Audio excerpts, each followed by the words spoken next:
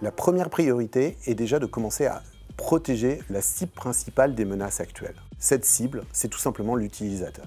On va prendre en charge l'utilisateur donc à travers son terminal, à travers ses emails, ses accès, son identité. Le triptyque classique, protection, détection, réaction est à nouveau pertinent. La protection, bien évidemment, doit permettre de filtrer le plus en amont possible et de protéger l'utilisateur, filtrer les emails, le phishing, les malwares, identifier les comportements ransomware. La détection doit être la plus globale possible, non pas limitée à l'utilisateur, comme on a trop vu les antivirus le faire, mais à une vision globale du système d'information. Et enfin, la réaction est le troisième élément absolument fondamental, être capable de réagir le plus tôt possible en amont dans la kill chain avant que les dégâts ne soient réels. On peut même associer à la réaction l'utilisateur lui-même en le prévenant le plus tôt possible quand il se passe quelque chose de façon à ce que lui-même devienne un rempart de sécurité. Ces solutions qui vont être mises en place ont besoin d'être exploitées, d'être managées au quotidien. Évidemment, inutile de penser pouvoir les configurer pour tout bloquer. Ce serait un risque pour le système d'information de l'entreprise et pour l'entreprise elle-même.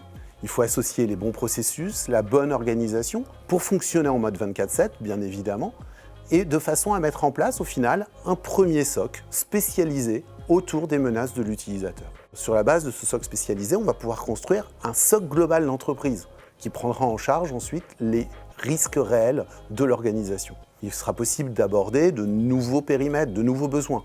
Le réseau, il est possible de configurer des sondes spécialisées, par exemple, qui pourront écouter le réseau, aller plus loin dans l'analyse, au niveau général du réseau, ou peut-être au niveau de réseaux spécifiques, comme les réseaux industriels, ou des réseaux biomédicaux dans l'hôpital, par exemple. On peut aller plus loin au niveau des usages du cloud, qu'ils soient SaaS, PaaS, IaaS, en mettant en place déjà les premiers éléments fournis par les providers cloud qui peuvent être très pertinents, et pourquoi pas en allant plus loin avec des technologies comme le CASB ou les CSPM qui elles-mêmes, bien évidemment, doivent être managées. La partie applicative est également intéressante à prendre en charge au niveau de la détection. Mettre en place les bons scénarios de détection en coopération avec les utilisateurs de manière à apporter une vision métier de la cybersécurité. Il sera possible parfois de s'appuyer sur le socle de cybersécurité des applications, mais cela reste encore rare et cela nécessitera du travail collaboratif avec les équipes métiers. Microsoft est bien sûr un fournisseur de cloud avec Office 365 et Azure, mais c'est aujourd'hui un des premiers acteurs mondiaux de la cybersécurité.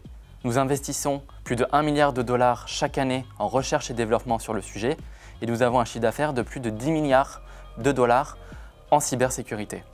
Microsoft a développé une plateforme de sécurité holistique unique qui vous permet de vous protéger de bout en bout, à la fois sur les identités, les appareils, les applications, les données et bien sûr les infrastructures. Microsoft vous permet de vous protéger évidemment sur les environnements cloud de Microsoft, Office 365, Azure, Dynamics 365, sur les environnements cloud tiers, Amazon Web Services, Google Cloud Platform, également les environnements hybrides on-prem.